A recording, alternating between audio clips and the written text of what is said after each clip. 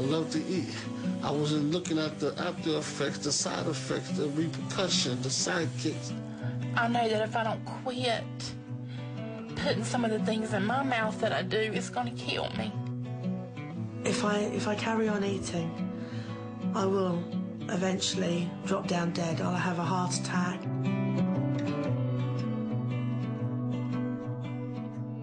These four people are all super morbidly obese. They have a combined weight of 2,379 pounds, yet they find it impossible to stop eating. One of them has the capacity to binge eat over 33,000 calories in a day. That's 13 times more than the average man. They are all food addicts, driven by a compulsive need to fill their bodies with lethal amounts of it. I don't know why. I don't know why. If I say no, why my hand still goes to my mouth. Their extreme eating is swelling their livers, putting strain on their hearts, and making them immobile. It's been the last now 6 years.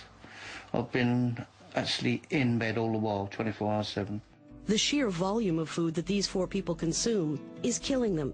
Yet if they quit altogether, they would die. For someone who's addicted to food, you just can never put it aside. It's like you have to eat every day. It's like you would have to fall off the wagon every day. Everybody has to eat to live, and you just can't get away from the food. But what do these supersize addicts actually eat? How much? And most importantly, why can't they stop? 38-year-old Larry Cooper weighs in at an enormous 700 pounds. That's 4 times the size of the average man in the UK. The amount of fat inside his abdominal cavity is putting so much pressure on his lungs, he needs to be fed pure oxygen through his nose 24 hours a day. Larry's body is rapidly shutting down, all because of his obsessive love of high-fat foods. This is me and my world. I love my food. I appreciate my food. Once you eat, everything goes away. All the headaches, all the pain, all the misery. And that's saying everything's going to be all right. Everything's going to be all right. This is like home sweet home. It's out in another dimension, a twilight zone.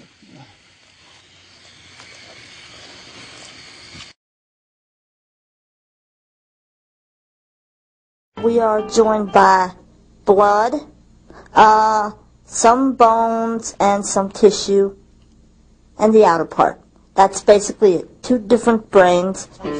Despite their rare condition, conjoined twin sisters Reba and Lori Chappelle have lived life to the fullest for 36 years.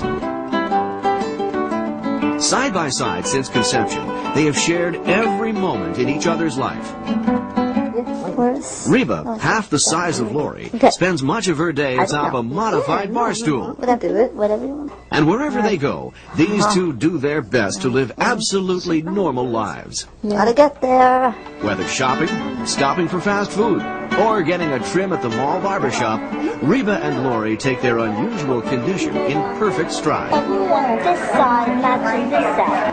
While they're permanently attached at the skull, and it appears they go through life as one, these two, in fact, enjoy very separate lives, and they're proud of their differences. I'm a shopper, and she's not. I'm a country singer.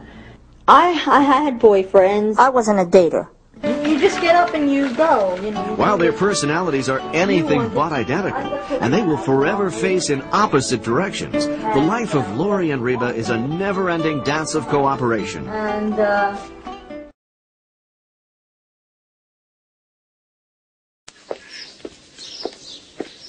At first glance, you would never know that the Pagic family was different. And yet Biba, the head of the family, is the famous Electric Man. Slavia Pagic, nicknamed Biba, trains on his homemade generator every day. All of Serbia is fascinated by his unique one-man electricity show. 220, 380 or even 20,000 volts don't affect him. I discovered this quite by accident. A friend and I were helping a locksmith make fences, and we were using a welding machine that gave off electric shocks when it got wet. Well, one day when it was raining, my friend touched the fence with the machine, and he was immediately slammed to the ground by an electric shock. But when I touched it, nothing happened. By holding two forks connected to a 220-volt current with his bare hands, Bieber can fry a hot dog in seconds. Electricity does me no harm whatsoever. I never sweat, so I think my dry skin must act as an insulation. Not only can he hold an electric current in his hands, but he can also put it in his mouth. This is a family characteristic, for his father and brother can also resist shocks. One day I took my TV in to be repaired. They wanted to disconnect it from the power before they started, because the TV transformer contains 600 volts, which is fatal. Well, of course, I wanted to try it out. They tried to hold me back, but I plugged in the TV and grabbed hold of the transformer. And as you can see, nothing happened. Bieber's speciality has made him famous. He's even in the 1983 Guinness Book of Records. He claims he could even survive the electric chair if he were paid enough to try. Although he earns a little from his performances at various events, he has not yet made his fortune.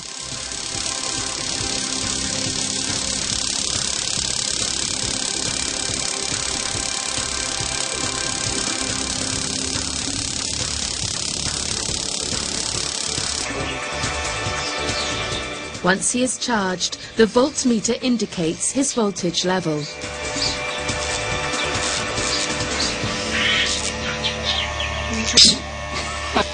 In this state, he only has to touch a neon tube for it to light up.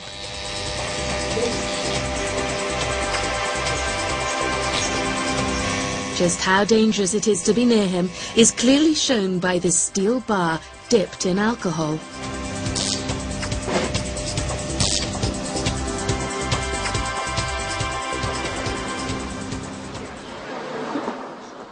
The electric man gets rid of his tension in his local pub. His friends always say, "Don't give us any shocks," before they shake hands with him. Everybody knows him, and they all help to plan his shows. They hope to find a rich sponsor one day who'll light up their village.